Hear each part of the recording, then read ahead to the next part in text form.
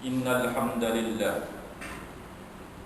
nahmaduhu wa nasta'inuhu wa nastaghfiruh wa natubu ilaih wa na'udzu billahi min shururi anfusina wa min sayyiati a'malina man yahdihillahu fahuwa muhtadi wa huwa yudlil falan tajida lahu waliyyan mursyida. Asyhadu an la ilaha illallah wahdahu la syarika lahu wa asyhadu anna Muhammadan abduhu wa rasuluh.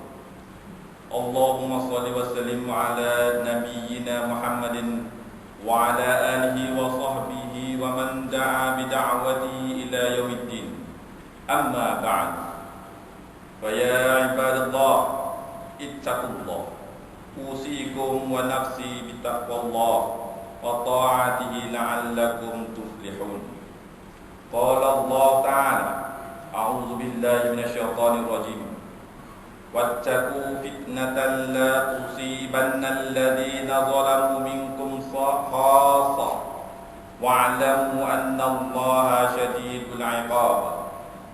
Sidang jemaah yang dirahmati Allah, bertakwalah kepada Allah Subhanahu wa taala dengan melaksanakan segala perintahnya dan menjauhi segala larangannya.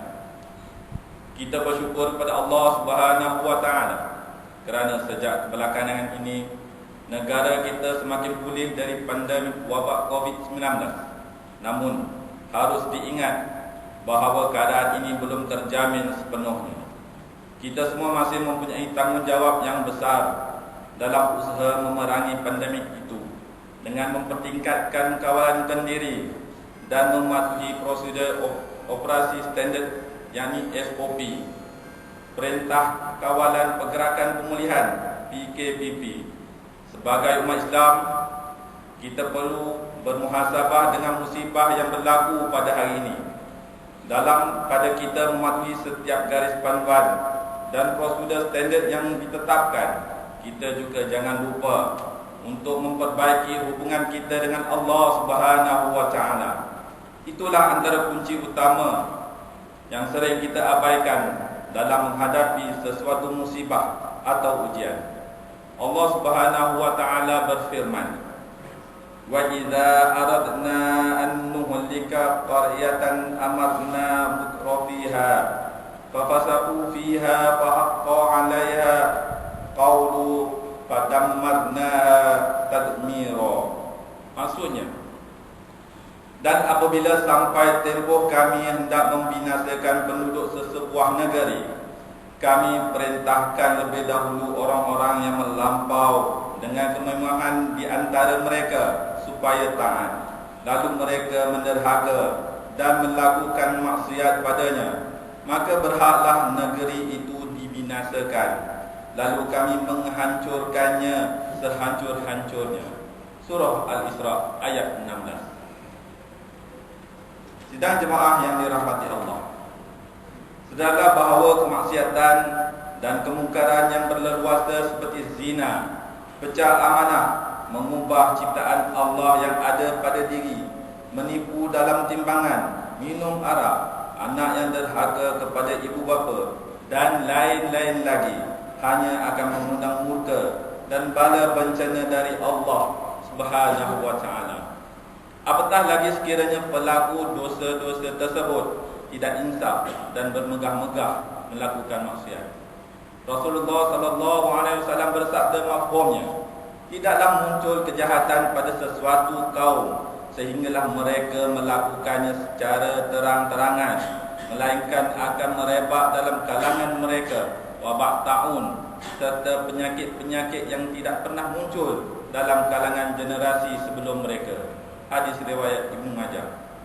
Rasulullah sallallahu alaihi wasallam ada memberi peringatan bahawa bala yang diturunkan oleh Allah Subhanahu wa taala itu turut akan menimpa seluruh umat manusia, walaupun ada di kalangan mereka tersebut orang-orang yang soleh. Rasulullah sallallahu alaihi wasallam bersabda, "Idza zahara su'u fil ardi anzalallahu ba'sahu bi ahlil ardh." Qultu, "Ya Rasulullah, wa in kana fihim salihun?" Qala, "Na'am." "Fa in kana fihim salihun salihun yusibuhum ma asaban nas thumma yarji'una li rahmatillah. Mafhumnya, apabila munculnya kejahatan di atas muka bumi, maka Allah akan menurunkan azabnya kepada seluruh penduduk bumi. Aku, yakni Ummu Salamah bertanya, sekalipun dalam kalangan mereka ada orang saleh? Maka Rasulullah SAW menjawab, ya, meskipun dalam kalangan mereka ada orang saleh, mereka ditimpa seperti mana yang ditimpa oleh orang ramai, kemudian mereka kembali kepada rahmat Allah. Hadis riwayat At-Tabrani.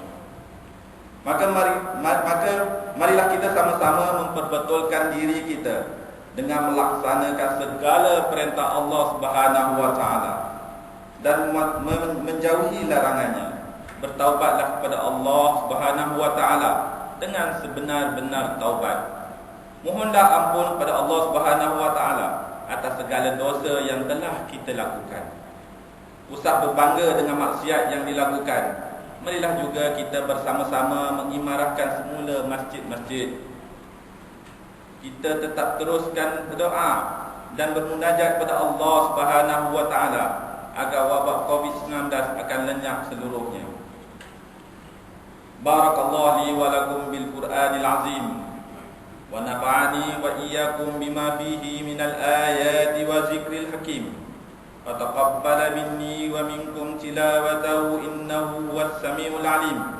Aqulu qawli hadza wa astaghfirullahal azim li wa lakum wa lisairil muslimina wal muslimat wal mu'minina wal mu'minat al ahya'i minhum wal amwat fastaghfiruh innahu huwal ghafurur rahim.